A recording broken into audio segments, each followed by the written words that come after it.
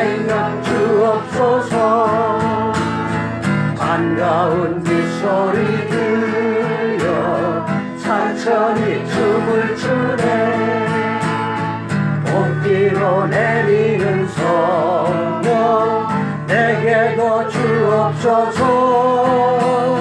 가물어 메마른 땅에 단비를 내리시듯 성령의 단비를 부어 새 생명 주옵소서.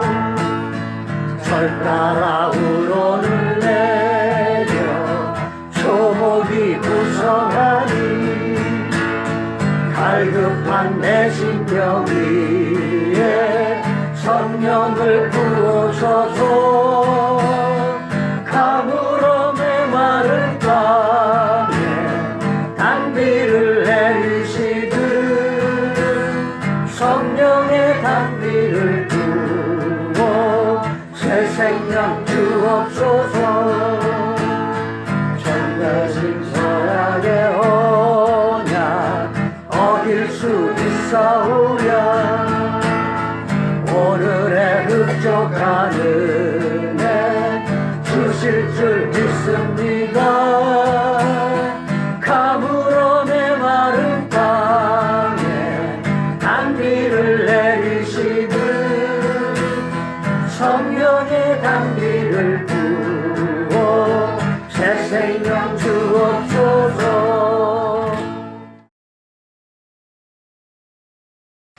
저희가 말라기 말씀을 보고 있는데 말라기 오늘 2장과 3장을 이어서 이제 보겠습니다. 저희가 14절, 16절 지난번에 후반부에 나눈 내용이 이방 여인과 결혼하는 것에 이어서 아내를 버리고 학대하는 얘기를 이제 나누지 않았습니까? 그리고 오늘 본문에서는 무슨 얘기를 하냐면 하나님이 너희들이 말로 나를 괴롭게 하고 있다 이런 말씀하십니다. 그래서 저희가 무슨 말로 하나님을 괴롭게 한다고 하십니까? 그랬더니 하나님이 뭐라고 그러시냐면 너희가 하나님은 악을 행하는 자를 좋다 하시고 악을 행하는 사람을 기뻐한다고 너희들이 말한다. 이것이 나를 대단히 힘들게 한다. 이런 말씀을 하시는 겁니다. 그리고 정의 하나님은 도대체 어디 계시는가? 이렇게 질문하는 거죠. 이런 말들이 하나님 말씀을 괴롭게 하는데 여러분 세상을 보면은 때로 불의한 사람들이 악한 사람들이 번영하는 것을 저희들이 많이 보게 됩니다. 뭐 저희가 지금 현재 상황을 뭐 얘기하면은 또 이렇게 호불호가 다 갈리실 거고 예전에 보면은 여러분 예를 들어서 나치가 유럽을 장악해가지고 굉장히 큰 어려움을 가져오게 했는데 여러분 나치가 어느 날 망하긴 했지만 망하기 전까지 몇 년 동안 전체 유럽을 굉장히 힘들게 했습니다. 그래서 나치로 인해 고난당하는 사람들이 언제까지 주님 보시겠습니까? 이런 얘기를 하고 또 그 위에 공산 정권이 들어서서 이제 지금까지도 여러분 중국과 러시아는 여러분 더 이상 공산 국가가 아닙니다. 예, 바뀌었지만 지금도 캄보디아나 베트남이나 북한은 공산주의 국가라기보다는 오히려 주체사상을 중심으로 한 신정국가와 비슷하니까 뭐 그런 공산 국가들이 여전히 이제 압살당하고 있죠. 그래서 중국에 있는 교회들도 많이 핍박을 당하고 있고 그랬을 때에 언제까지 이러한 어려움이 계속되겠습니까? 라고 질문하는 거죠. 북한도 저희가 여러분 분단된 지가 벌써 70년을 넘었죠. 그리고 이제 80년째 되고 있는데 아직도 북한의 신앙의 자유가 없고 아직도 북한의 기독교인들이 고난을 당하고 있습니다. 그러면 우리는 이렇게 그러한 고난받는 상황을 그냥 내버려 두고 계신 하나님을 어떻게 이해할 것인가? 우리도 똑같은 질문을 할 수 있다는 겁니다. 말라기 시대 사람들이 여러분 이스라엘 사람들이 다르지 않았던 겁니다. 이제 말라기 사람들은 언제적 사람이냐면 이제 유다가 멸망하고 나서 바벨론으로 다 포로로 끌려갔습니다. 노예가 된 거죠. 거기서 나름대로 굉장히 몇십 년을 살면서 후세들이 태어났을 뿐 아니라 그들이 또 이제 유대인들이 똑똑하잖아요. 그리고 일을 잘해서 이제 나름대로 바벨론에서 견고한 지위들을 유지했습니다. 그리고 경제적으로 굉장히 부유하고 넉넉한 삶을 살게 되는 겁니다. 그래서 하나님께서 이제 귀환해라 라고 했을 때 많은 유대인들이 예루살렘으로 돌아가기를 원치 않았고요. 실제로 많은 유대인들이 그냥 바빌론에 남았습니다. 그래서 돌아와 왔으면, 바벨론에 있는 모든 것을 다 버리고 돌아왔으면 거기서 잘 돼야 되는데 상황이 녹록지 않다고 하지 않았습니까? 이미 그 지역을 장악하고 있는 이민족들이 실권을 다 가지고 있었고, 농사를 져야 되는데 농사는 되게 안 돼서 흉년이 거듭돼서 살림살이가 빡빡했고, 예루살렘 성전 건축도 여러분 하다가 방해로 멈추고 하다가 멈추고 겨우 성전이 재건됐고, 예루살렘 성을 재건을 겨우겨우 했는데 이제 성벽만 두른 상황. 예루살렘 성 안에 살 사람들이 부족해서 이제 지파별로, 이제 거의 지파는 아니죠, 그때 부족별로, 집안별로 이제 누가 안에서 들어와서 살 거냐 정해가지고 강제로 들어와 살게 하는 그러한 힘든 상황이 계속되고 있는 겁니다. 예전에 솔로몬 왕 때는 은이 너무 많아가지고 은을 세지를 않았다는 거지 않습니까? 근데 요즘에는 아마 셌을 것 같아요. 요즘 은값이 막 올라가지고 요즘에 셌겠지만, 은이 너무 많아서 굴러다니는 그런 상황이었는데, 그러한 영화를 기대하고 왔지만 사실 와서의 삶은 너무 힘들었다는 겁니다. 자, 그랬을 때에 이스라엘 백성이 질문하는 겁니다. 이렇게 고달프고 힘든 삶이 계속되는데 백성의 지도자들은 이민족의 지도자들과 결탁해서 서로 결혼하고 잘 살고, 하나님의 율법을 온전히 가르쳐줘야 되는 제사장들도 하나님께 제물을 이렇게 온전한 걸 드리지 않고, 이러한 상황에서 그들의 믿음과 신앙이 낙심되는 거죠. 낙담되는 겁니다. 더 이상 우리가 신실하게 하나님을 믿을 이유가 어디 있는가? 이게 비슷한 게 저기 일제시대 때도 처음에는 사람들이 다 독립운동을 하는 분도 있었고, 사실 독립운동을 하지 않아도 마음으로는요, 우리나라가 다시 독립할 거다, 그런 기대를 가지고 많은 사람들이 초기에는 일제에 협력하지 않았습니다. 그런데 시간이 점점 지나면서 20년 지나고 30년 지나니까 사람들이 그냥 일제 치하에서 순응하며 산 겁니다. 순응하며 살다 보니까 어떻게 됐습니까? 갑자기 해방이 되고 이제 그 순응한 분들이 다 친일파로 몰리게 된 겁니다. 그래서 어떤 분이 이제 물어보는 거죠. 취조하면서, 당신은 친일했습니까? 그랬더니 뭐라고 대답을 하냐면, 기다리다가 지쳤습니다. 30년이 지나도 망하지 않는 일본이 망할 줄 어떻게 알았겠습니까? 충분히 이해는 되죠. 그러니까 이스라엘 백성들이 똑같은 질문을 하는 겁니다. 악인이 잘 되는 것을 보니까 하나님은 악한 사람들을 좋아하시는 것 아닙니까? 하나님이 악인을 잘 되는 것을 기뻐하시는 것 아닙니까? 그렇지 않다면 어찌 악인은 잘 되고 하나님을 신실하고 성실하게 섬기는 사람들은 힘이 든 겁니까? 그러면 안타깝죠, 상황이. 분명히 안타깝습니다. 불의하고 부정직한 상황을 보면서 정의가 어디 있는가? 공평이 어디 있는가? 이런 질문을 하는 겁니다. 저희도 똑같습니다, 사실. 저희도 이 세상을 살아가면서 사실 답은 뭐 우리가 알고 있습니다. 왜 이 세상이 불의합니까? 이 세상은 누가 지배하고 있다? 하나님이 지배하고 있다? 사단 마귀가 지배하고 있다. 공중권세 잡은 자는 사단 마귀고, 하나님은 이 세상에 하나님의 나라를 세우시기 위해서 싸우고 계신 중이지만 실제로 이 세상은 사단 마귀와 악한 영들이 지배하고 있다. 이거 착각하시면 안 된다 그랬습니다. 여전히 지금도 그렇습니다. 사탄이 죽는다, 안 죽는다? 안 죽는다. 그러니까 처음에 아담과 하와부터 지금까지 계속해서 이 세상을 누가 좌지하고 있습니까? 사단이 우지하고 있다. 그러면 사단이 여기서 일하고 있는데 대충 하겠습니까? 열심히 하겠습니까? 열심히 하지 않겠습니까? 그러니까 이 세상이 악한 거는 어떻게 보면 당연할 수 있다. 하지만 우리의 질문은 당연한 것이지만, 하나님을 믿는 사람들이 고난당하는 상황에 대해서 하나님이 도와주셔야 되는 것 아닙니까? 라고 우리는 질문을 하는 거죠. 안타까운 상황이 맞습니다. 우리가 하나님께서 이 불의한 상황을 바꿔주시고 또 기다리다 지쳐서 우리를 떠나셨는가 질문하는데, 문제는 감감무소식이라는 거죠. 언제 하나님이 응답하시고 이게 상황이 바뀔 줄을 기다리다 지쳐있는 상태라고 하는 겁니다. 근데 이제 이러한 생각과 우리의 이런 지쳐있는 상황이 있을 때 하나님이 이 모습을 보실 때 이 모습을 보시기를 힘들어 하신다라고 하는 겁니다. 분명히 우리가 알아야 할 것은요. 하나님은 악인을 사랑하십니까? 사랑하지 않으십니까? 사랑하지 않으십니다. 하나님은 악한 사람들이 잘 되는 것을 기뻐하십니까? 기뻐하지 않으십니까? 기뻐하지 않으십니다. 하나님은 이 세상에 모든 악을 제거하고 하나님이 다스리는 나라를 세우기를 원하십니다. 그래서 유대 민족을 선택하셔서 가나안 땅을 하나님을 섬기는 하나님 나라를 만들려고 하셨던 것 아니겠습니까?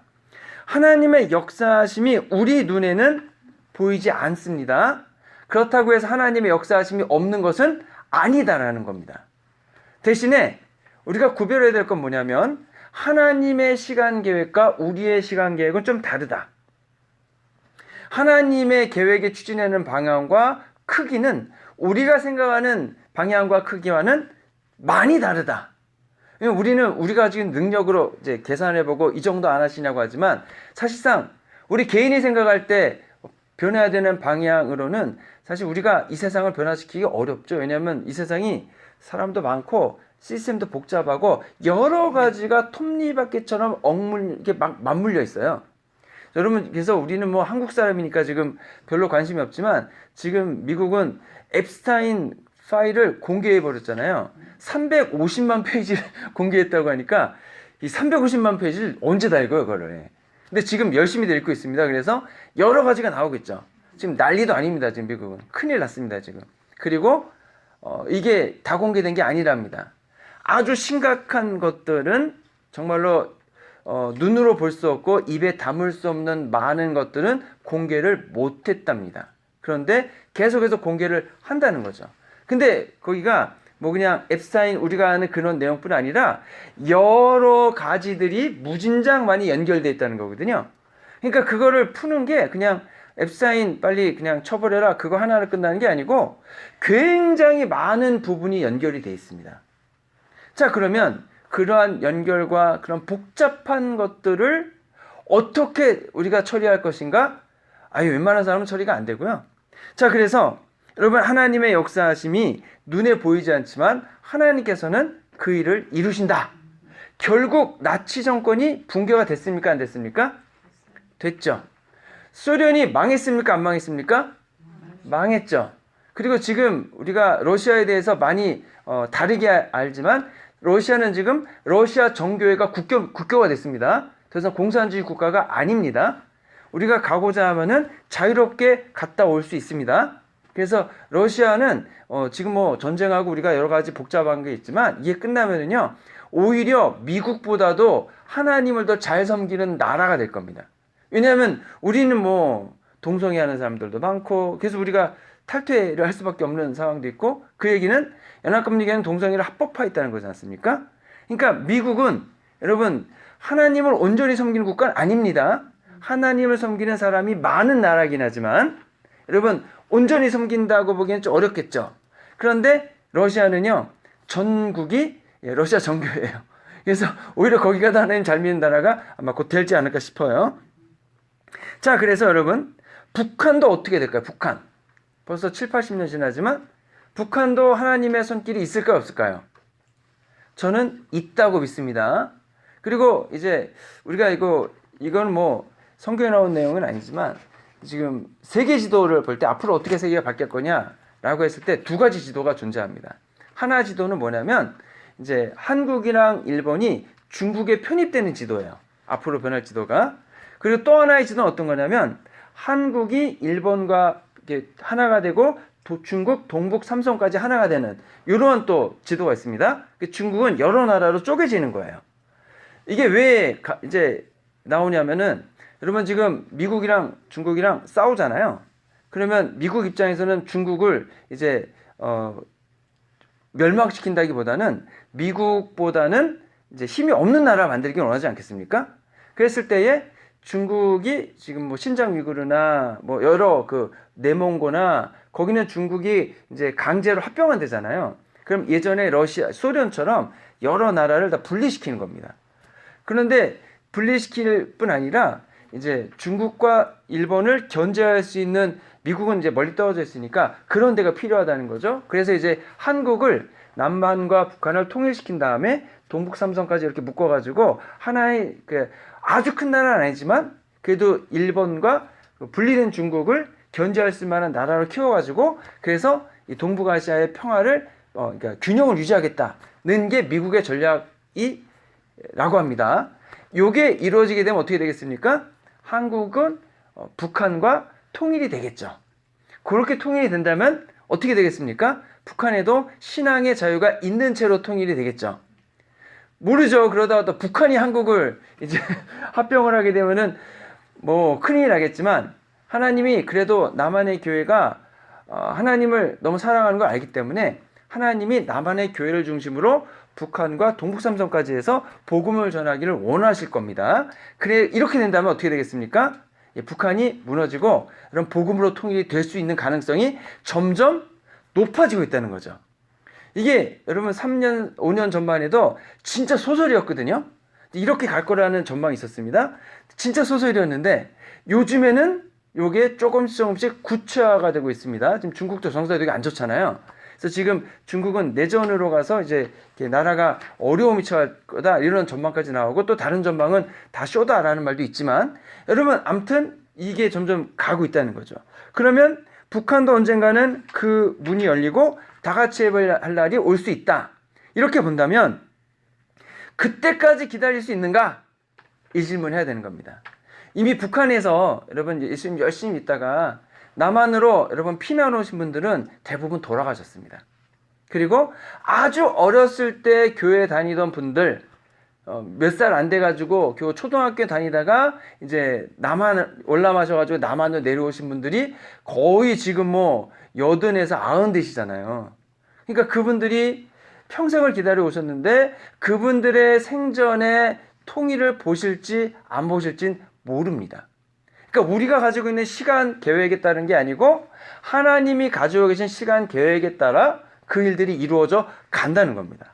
그래서 그 시야를 멀리 보고 그 기대를 당장이 아니라 멀리 기대하면서 우리가 주님을 신뢰하고 나갈 때에 우리가 언젠가는 하나님께서 그 일을 이루실 겁니다. 이유는 무엇입니까? 하나님은 악을 좋아하지 않으시고 악인의 성공을 기뻐하지 않으십니다. 그래서 하나님이 싫어하시는 일을 하는 쪽을 바라보지 말고 하나님이 좋아하시는 쪽을 바라보고 그 일을 우리가 이루어가야 한다고 하는 겁니다. 그래서 믿음의 호흡을 좀 길게 가지라는 거죠. 길게. 그러면서 우리에게 요구되는 것은 참고 인내하는 믿음이라고 하는 겁니다. 그럼 얼마나 길까? 예, 모르죠. 그거야. 얼마나 길지. 그거는 누구에게 달려있냐면 하나님께 달려있고요. 하나님께서 그 일을 이루실 때가 그 일이 우리에게 도달한 때가 되는 겁니다. 그래도 하나님은 공의와 정의가 다시 흐르도록 하실 겁니다. 그러면서 그 증거를 3장 초반부에 주십니다. 1절을 보면 이 일을 위해서 하나님이 누구를 보내신다고 그랬습니까? 하나님의 사자를 보내실 것이다. 하나님의 사자는 여러분 여러 번 나오죠, 성경에. 예를 들어서 이스라엘 백성이 출애굽할 때에 시내산을 출발할 때에 백성 앞에 천사를 보내주셔서 그 길을 이끌어 가게 하셨습니다. 기드온이 여러분 밤에 숨어가지고 몰래 찾아갈 때에 하나님의 천사를 보내셔서 하나님의 사자를 보내셔서 이스라엘 백성을 구원하도록 이끌어 주셨습니다. 근데 여러분 하나님의 사자라고 할 때 저희들이 가장 뇌리에 떠오르는 것은 그 길을 예비한다고 하지 않았습니까? 그러면 그 길을 예비한 사람이 누군가요? 예, 세례 요한. 예수님의 길을 예배하기 위해서 누가 왔었습니까? 세례 요한이 와서 이제 세례를 줬죠. 그것은 회개의 세례였습니다. 물 세례였습니다. 그 다음에 누가 오셨습니까? 예수님 오셔서 구원을 베풀어 주시는 겁니다. 그런데 예수님은 누굽니까? 하나님의 선택된 사자시죠. 예수님이 대신 우리가 치러야 될 죄값을 치러 주심을 통해서 하나님께 나아갈 수 있게 이끌어 주시는 사자 하셨지 않습니까? 자, 그러면 그러한 사자를, 하나님의 사자를 보내주실 것이다. 자, 그러면 어디로 오시느냐? 여러분, 어디로 오시겠습니까? 성전에 오신다. 성전에 오시는 건 맞습니다. 왜냐하면 성전에 누가 계십니까? 하나님이 임재해 계시니까 하나님이 임재해 계시는 곳에 오셔서 하나님이 말씀하시는 바를 그 사자가 실행해 나가는 겁니다. 자, 그랬을 때 여러분, 성령님이 지금은 어디 계십니까? 우리의 마음, 심령 가운데 들어와 계신다 그랬죠. 그러면 우리는 어떻게 됩니까? 우리가 다 사도 바울의 말처럼 우리가 다 성령님께서 거하시는 전이다. 성전이다. 교회는 무엇입니까? 예수님을 믿는 성도들의 모임 아니겠습니까? 그러면 작은 성정들이 모여있는 연합된 공동체, 성전이 되는 거죠. 그러면 하나님은 어디에 계시고 하나님의 사자는 어디에 오시겠습니까? 바로 우리 성도들 사이에 우리의 신앙 공동체 가운데 오신다는 거죠. 자, 그랬을 때 주님의 그 사자가 오시는 게요, 이거는 거부할 수가 없습니다. 주님의 사자가 오시는데 저는 열외시켜 주십시오. 저는 적용하지 말아 주십시오. 저는 다음에 뵙겠습니다. 이게 될까 안 될까요? 안 된다는 거죠. 주님이 오셔서, 그러니까 사자가 왔을 때 그 사자를 모두가 다 만나는 겁니다. 다 만나는데 주님이 다시 오신다. 이걸 우리는 뭐라고 합니까? 재림이라고 하죠. 예수님이 재림하실 때에 모든 사람을 다 만나십니다. 심지어는 저희가 지난번에 살펴본 것처럼 죽은 사람도 어떻게 된다 그랬습니까? 저희 새벽 예배 때 살펴봤잖아요. 죽은 사람도 다시 일어난다. 그래서 하나님 품에 있는 영혼이 내려와서 죽어있는 몸과 하나가 돼서 이제 영화로운 모습으로 바뀐다. 우리도 어떻게 된다 그랬습니까? 주님이 재림하실 때 우리의 몸이 변해서 공중에서 주님을 만난다 라고 하지 않았습니까? 이게요, 여러분, 믿는 사람만 주님을 만나는 게 아니고요, 믿는 사람, 안 믿는 사람 모두가 다 주님을 만나야 돼요. 주님을 다 만나서 어떻게 됩니까? 심판을 받아야 됩니다. 우리가 심판 안 받는 거 아닙니다. 우리 믿는 사람도 심판을 받고 믿지 않는 사람도 심판을 똑같이 받는 겁니다. 대신에 어떻게 됩니까? 잘한 사람은 상을 받는 것이고 못한 사람은 벌을 받는 거죠. 하나님의 인이 있는 사람은 하나님 나라 천국으로 데려가시는 거고, 하나님의 인이 없는 사람들은 하나님이 안 계신 지옥으로 가는 거지 않겠습니까? 자, 그럼 이러한 예화가 예수님이 하신 것 중에 뭐가 있냐면 곡식과 가라지가 있죠. 곡식은 어떻게 한다 그랬습니까?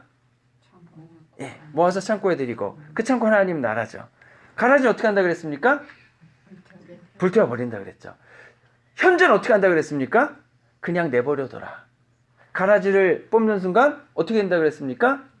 곡식도 다치니까 그냥 두고, 왜냐면 뿌리들이 다 얽혀있기 때문에, 여러분, 가라지에 또 여러분 잡초일수록 뿌리가 어떻게 돼요?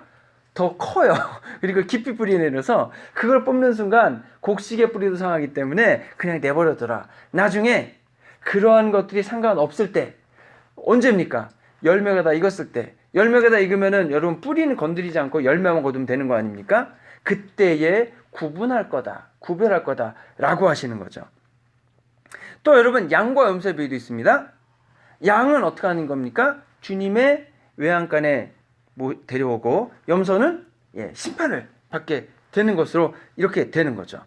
자, 그러면 말라기 시대 사람들이 하나님을 섬기지 않으면서, 제대로 섬기지 않으면서, 때로는 이방 여인과 결혼하고 우상도 같이 섬기면서, 여러분, 하나님과 바알과 아세라를 저희가 뭐라고 얘기했습니까? 사돈 맺게 해드렸다, 이런 말을 했잖아요. 그러면 여러분, 이 말라기 시대 사람들에게 하나님의 사자가 왔어요. 그러면 이분들에게는 위기이겠습니까? 기회이겠습니까? 대단히 심각한 문제죠. 위기일까 기회일까? 그럼 여러분, 지금 주님이 오셨어요, 여기. 여러분에게는 이게 기회입니까? 위기입니까? 너는 위기일 것 같아? 기회일 것 같아? 훌륭해. 너는 천국 가라.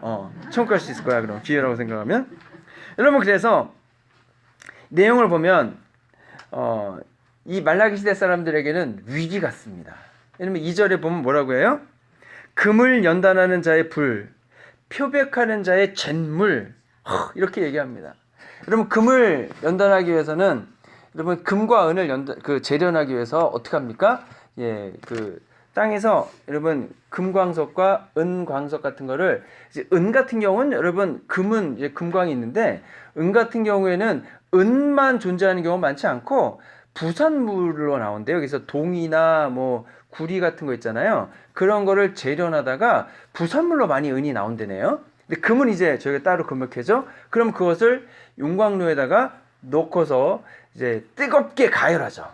뜨겁게 가열하면은 여러분 그 불순물은 다 타서 없어지고 그다음에 온도에 따라서 녹는 점이 다르기 때문에 특정한 온도에 갔을 때 금이나 은이 따로 녹아서 이제 흘러 나오게 되죠. 한 번 하는 게 아니고 여러분 그것을 여러 번 가열해 가지고 여러 번 구분합니다. 그래서 여러분 순도 99.99%는 여러분 불순물이 10,000개 중에 몇 개 들어 있는 거예요? 하나 들어가 있는 겁니다. 99.99%면 10,000개의 금 입자 가운데 불순물이 몇 개 들어있다? 딱 한 개. 그러면 여러분 99.9999%는 몇 개가 들은 거예요? 100만 개의 입자 중에서 딱 한 개의 불순물이 남아있어야 99.9999%거든요. 그러면 여러분 99.99%의 순도, 그걸 18K라 그러나요? 21K라 그러나요? 아무튼 그걸 만들기 위해서 얼마나 많은 달굼을 뜨거운 불에서 통과해야 하냐고 하는 거죠. 이스라엘 백성이 이 정도 상태에 있다는 겁니다. 그렇게 이스라엘 백성들이 뜨거운 불에 들어가서 연단받아서 새로운 순도가 99.99% 되는 그러한 하나님 믿는 사람으로 바뀌어야 된다는 거죠. 여러분 양잿물은 또 어떻습니까? 여러분 양잿물은 여러분 옛날에 우리 세제 없을 때는 뭘로 여러분 빨래했나요? 양잿물로 빨래했죠. 그래서 양잿물 먹으면 여러분 죽습니다.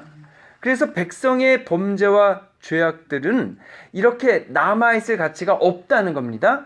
양잿물로 다 녹여서 제거해 버리고 아니면 금과 은이 재련되는 것처럼 불순물이 다 타서 없어지는 것처럼 이스라엘 백성들, 이 말라기 시대 백성들은 어떻게 해야 된다는 겁니까?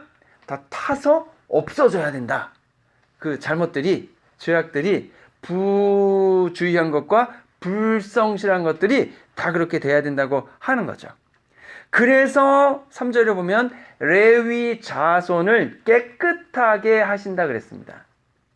그렇게 단련하고 녹이고 다 필요한 것들을 제거해 버려야 공의로운 제물을 하나님께 바치게 될 것이고 하나님께서 기뻐하신다라고 하는 겁니다. 근데 여러분 그렇게 하지 않을 경우에는 4절에 보니까 심판에 닥칠 것이다. 심판. 누구가 심판을 받느냐? 여기 보면은 여러분 점치는 사람, 간음하는 사람, 거짓 맹세하는 사람, 품꾼의 삭슬 억울하게 하는 사람, 고아와 과부를 압제하는 사람, 그 다음에 나그네를 억울하게 대하는 사람이 바로 이 심판을 받는다고 하는 거죠. 뭐 점치는 사람이야 뭐 우상 숭배자죠. 예. 근데 점치는 사람 같은 경우에는 율법에 돌로 쳐 죽이라 그랬습니다. 간음. 여러분 간음이 10계명에 몇 계명인지 아십니까? 7계명. 여러분 이게 도덕적인 문제가 있다는 거죠. 그래서는 안 된다. 출애굽할 때 이스라엘 백성이 모압 여인들과 이제 그 모압 여인들이 이뻤나 봐요. 그래서 이제 이스라엘 남자들이 모압 여인들을 사귀다가 이제 뭐까지 갔습니까? 우상 숭배까지 갔죠. 그때 하나님이 전염병 내리셔가지고 몇 명이 죽었습니까? 24,000명이 죽었다 그랬습니다. 하나님은 여러분 간음하는 걸 좋아하지 않으십니다.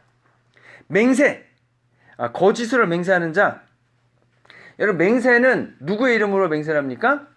하나님의 이름으로 맹세하죠. 하나님은 정직하신 분입니다. 하나님은 여러분 거짓을 싫어하십니다. 그런데 정직하시고 신실하신 하나님의 이름으로 거짓을 맹세한다. 하나님이 좋아하시겠습니까? 안 좋아하시겠습니까? 당연히 안 좋아하시겠죠? 그러니 하나님이 거짓말하게 만드는 행위가 바로 거짓 맹세니까 하나님을 욕되게 하는 겁니다. 그리고 여러분 하나님의 이름으로 거짓 맹세라면 거짓 맹세 때문에 여러분 고난을 당하는 사람이 하나님을 좋게 보겠습니까? 싫어하겠습니까? 당연히 하나님에 대한 반감을 갖겠죠? 그러면 하나님을 믿고 섬기는 공동체가 제대로 운영되거나 유지될 수 없게 만드는 거죠. 하나님을 그것을 싫어하십니다. 품삯을 떼먹는 행위. 여러분 이거는 뭡니까? 품삯을 안 주는 것이라고만 생각하시면 안 되고 품삯을 임금을 여러분 늦게 주는 거. 이것도 문제가 되겠죠? 더군다나 여러분 노동력을 착취하거나 노동 환경을 나쁘게 해서 일꾼들이 고생하게 만드는 것도 포함되겠죠. 하나님은 이런 걸 별로 좋아하지 않으십니다. 왜냐하면 하나님은 심지어 저당 잡힌 옷은 언제 돌려주라 그랬습니까? 그날 해가 지기 전에 돌려줘라. 왜냐하면 예전에 그 유대 사람들이 입는 겉옷은 이제 통으로 된 큰 옷이라고 하지 않았습니까?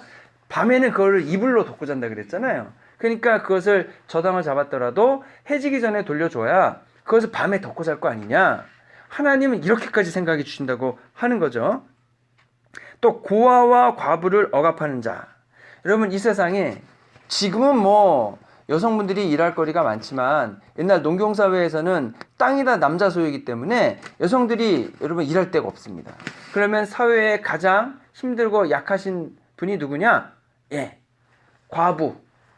그리고 더 처지가 힘든 사람이 누굽니까? 고아. 예. 고아는 엄마 아빠가 없잖아요. 돌봐줄 사람이 없잖아요. 고아와 과부를 돌보지 않으면 하나님이 너무 힘들어하시고 고아와 과부를 학대하는 사람을 미워하십니다. 왜냐면 여러분 하나님을 뭐라고 부르세요? 하나님 아버지라 그러시잖아요. 그럼 하나님이 나의 아버지세요. 근데 내가 고아예요? 그러면 하나님이 나의 아버지신데 누가 나를 괴롭혀요. 학대를 해요. 그럼 하나님이 어떻게 보시겠습니까? 내가 아버지라고 부르니까 내가 자녀잖아요. 내 자녀를 학대하는 저 나쁜 XX 하시면서 하나님이 흥분하셔가지고 화가 나시겠죠. 그래가지고 혼내주러 오실 거 아니겠습니까? 자, 그러면 고아와 과부를 하나님은 돌보시기 원하신다. 그런데 고아와 과부를 이제 무시한다는 것은 그들을 돌보기 원하시는 하나님을 무시하는 게 됩니다. 그럼 당연히 하나님이 오셔가지고 심판하실 때에 상 주실 리가 별로 없다라고 하는 거죠. 나그네. 그럼 나그네가 얼마나 힘듭니까? 예, 우리가 그 한국에서 미국으로 처음 이민 왔을 때 그래도 여기 아는 사람이 좀 있으시고 그 다음에 직장이 있으셔서 오신 분들이야 뭐 큰 문제가 없지만 아무것도 없이 그냥 내 몸뚱아리 하나 덜렁 가진 것 없이 왔을 때 그 막막함 그리고 지금이야 조금 나아지긴 했죠. 여러분 인종차별이 지금도 물론 있긴 하죠. 여러분 조금 여기 아틀란타 벗어난 지역에 식당 같은 데 가보십시오. 저희 딱 들어가면은 갑자기 백인들이 앉아있다가 고기가 저희 갈 때 이렇게 따라오잖아요. 예, 시골에 가면. 지금도 그렇습니다, 여기. 여러분 모르시지만, 저희 여기 10년 전에 여기 해밀턴에 올라왔을 때 여기 그랬어요. 저희 크로우 가잖아요. 그러면 다 백인들. 저희 가면은 할아버지 할머니 이렇게 쳐다봤어요, 이렇게. 지금은 그래도 이제 아시아 분들도 있고 흑인들도 좀, 그때 흑인도 없었거든요. 그럴 때 여러분 얼마나 막막하고 여러분 당황스럽습니까? 특히 저희도 저쪽 교회 그냥 잘 쓰다가 놓고 나와가지고 갈 데 없어가지고 저희가 이게 교회 빌리러 다녔을 때 다 안 된다 그러고 얼마나 막막했습니까? 완전히 나그네죠, 나그네. 갈 데 없이. 그래가지고 이제 우리도 이제 그냥 탈퇴한 것이 우리의 신앙생활에 제일 잘한 거다 그러고 교회 문을 닫아야 되나 뭐 이런 생각까지 했었잖아요. 근데 그때 굉장히 막막했는데 그래도 저희 이 교회가 저희 빌려줘서 이거 예배하는 거 아니겠습니까? 저는 그래서 이 교회가 잘 될 것 같아요. 나그네와 같은 저희를 잘 돌봐주기 때문에 하나님이 저희가 또 잘 되게 해달라고 기도하잖아요. 하나님이 기뻐하시면서 이 교회를 복 주실 것 같습니다. 그래서 그런지 몰라도 여기 교회 교인이 좀 느는 것 같아요. 너무 좋습니다. 그래서 나그네를 돌봐주면은 누구한테 좋다? 나한테 좋다. 왜 좋습니까? 하나님이 너무나 귀하게 생각하는 사람들을 내가 도와주면 누가 기뻐하십니까? 하나님이 기뻐하시고 그 하나님이 나에게 상을 베풀어 주시는 거죠. 그러면 심판하러 오셨을 때에 민호처럼 갈 수 있어요. 우린 그렇게 대답할 수 있게 된다라고 하는 거죠. 여러분, 그래서 이 모든 일이 하나님을 경외하는 일이 됩니다. 하나님이 하지 말라고 하는 것을 안 하는 것, 하나님이 하라는 것을 하는 것, 그것이 하나님을 경외하게 되는 겁니다. 그래서 예를 들어서 이제 아들이 있는데 엄마나 아빠가 가서 이것 좀 해라. 그러면 얘가 안 해요. 뻗대기고 도망갔어요. 그럼 엄마 아빠를 경외하는 겁니까? 아닙니까? 아니잖아요. 근데 엄마 아빠가 얘기했을 때 예, 알겠습니다. 엄마 아빠 말을 따라요. 그럼 엄마 아빠를 존중하는 겁니까? 안 하는 겁니까? 존경하는 거잖아요. 이게 뭐 어려운 게 아닙니다. 하나님이 우리에게 주시는 말씀이 여러분 별거 아닌 것 같지만 그 말씀을 있는 그대로 단순하게 받아들이고 따르는 사람을 하나님이 보시면서 기뻐하시겠죠. 그건 당연한 이건 뭐 상식적인 일 아니겠습니까? 근데 하나님이 하라고 하는 것을 안 하고 거절하고 거부하고 딴짓을 한다면 하나님께 칭찬받는 것은 쉽지 않죠. 자, 그랬을 때 하나님께서 예비하신 사자를 보내셨습니다. 그 사자를 만나는 것이 기회이겠습니까? 아니면 그것이 저주겠습니까? 위기라고 했을 때 여러분 위기는 위험과 기회의 합성어라는 말들을 많이 하시잖아요. 다시 말씀드리지만 그러면 여러분 어떠한 일도 나쁜 일만 있지는 않을 겁니다. 하나님이 보내신 사자가 우리에게 오셨을 때 또는 우리가 하나님 품에 먼저 가게 됐을 때 심판을 받아야 되는데 그 심판받는 것이 어떤 사람에게는 저주가 될 수 있고 어떤 사람에게는 축복과 여러분 상을 받는 기회가 될 수 있습니다. 그래서 우리가 지금 이 말씀을 통해 받아야 되는 것은 생각해야 되는 것은 무엇입니까? 이것을 저주로 받기로 결정하지 말고 기회로 받기를 결정하라고 하는 겁니다. 왜 굳이 하나님께서 이 말씀을 이렇게 자세히 하시겠습니까? 그만해라. 너희들이 다시 용광로에 들어가서 재련을 하든 아니면 양잿물에 씻겨가지고 깨끗해지던 바뀌고 변화하라는 겁니다. 바뀌고 변화되라. 그래서 하나님이 다시 오실 때 하나님이 심판하실 때 지금 너희의 상황을 바꿀 수 있는 기회를 주는 거니까 이 기회를 받아들여서 너희의 마음을 새롭게 하고 하나님을 온전하게 하나님을 사랑하면서 하나님을 존중해 드리면서 하나님 사람들이 되라는 거죠. 이것이 우리 앞에 있는 겁니다. 어떤 것을 선택할 것인가? 여러분 이렇게까지 말씀드렸는데 위기로 받지는 않으시겠죠. 기회로 받으셔야겠죠. 여러분 그래서 이 말씀을 여러분 기회로 받으셔서 하나님이 주시는 상을 받을 수 있는 준비를 하시고 똑같은 심판을 받을 때에 하나님께서 잘했다 칭찬된 종아 라는 칭찬을 받을 수 있는 그러한 믿음의 일꾼들 다 되시는 저와 여러분 되시기를 주님의 이름으로 축원합니다. 기도하겠습니다. 좋으신 아버지 하나님 감사합니다. 저희들이 하나님 우상을 숭배하지 않고 또 간음하지 않고 하나님의 이름으로 맹세하지 않고 품삯을 정당하게 대우해주고 과부와 고아를 도와주고 나그네를 돌봐줌을 통해 하나님 원하시는 믿음의 삶을 살게 하여 주옵소서. 그 힘과 능력이 내게 때로는 없습니다. 하지만 성령님 저희들이 주님을 의지하오니 저희들에게 하나님 말씀대로 실행하고 살아갈 수 있는 힘과 능력을 더하여 주시옵소서. 그리하여 하나님이 오실 때에 마라나타 주 예수 그리스도시여 속히 오십시오 라고 바라고 주님 오셨을 때 저희들이 기쁨과 감사함으로 주님을 다시 만나기 원합니다. 그때까지 저희들 언제가 될지 모르지만 주님께서 선하시고 정직하시고 하나님 악인을 좋아하시는 것이 아니라 선한 사람이 성공하는 것을 보고 기뻐하심을 저희가 믿고 주님의 호흡과 주님의 역사하심을 기다릴 수 있도록 또한 인내와 믿음도 더하여 주시옵소서. 우리에게 원하신 예수 그리스도의 이름으로 기도했습니다. 아멘.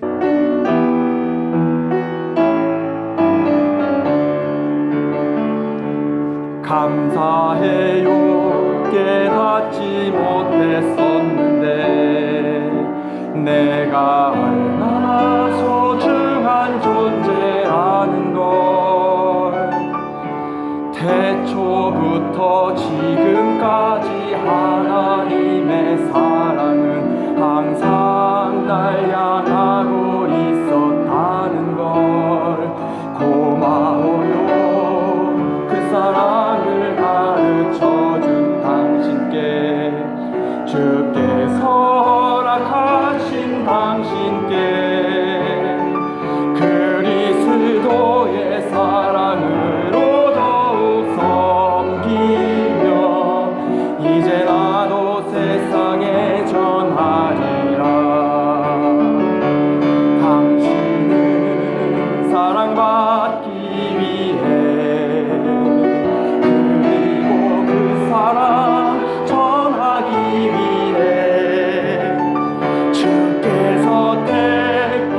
택하시고 이 땅에 심으셨네.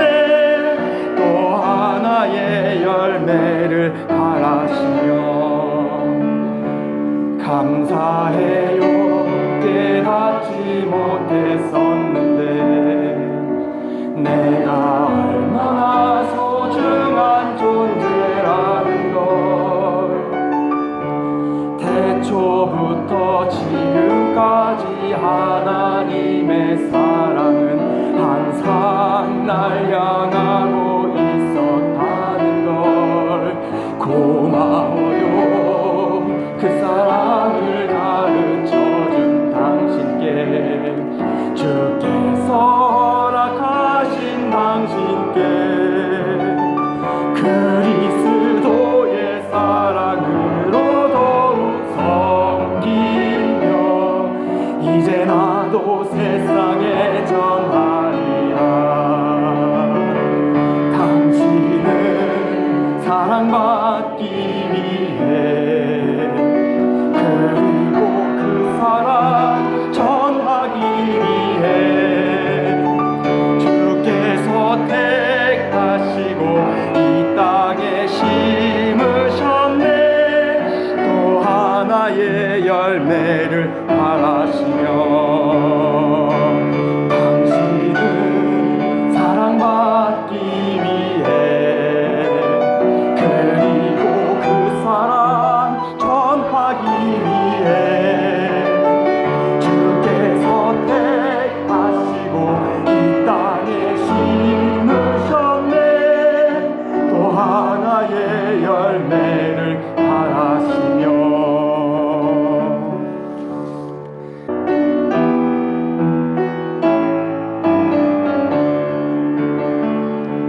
감사해요. 깨닫지 못했었는데 내가 얼마나 소중한 존재라는 걸. 태초부터 지금까지 하나님의 사랑은 항상 날 향하고 있었다는 걸. 고마워요. 그 사랑을 가르쳐준 당신께, 주께서 허락하신 당신께, 그리스도의 사랑으로 더욱 섬기며 이제 나도 세상에 전하리라. 당신은 사랑받기 위해, 그리고 그 사랑 전하기 위해 주께서 택하시고 이 땅에 심으셨네. 또 하나의 열매를 바라시며 감사해요. 깨닫지 못했었는데 내가 얼마나 소중한 존재라는 걸. 태초부터 지금까지 하나님의 사랑은 항상 날 향하고 있었다는 걸. 고마워요. 그 사랑을 가르쳐준 당신께, 주께서 허락하신 당신께, 그리스도의 사랑으로 더욱 섬기며 이제 나도 세상에 전하리라.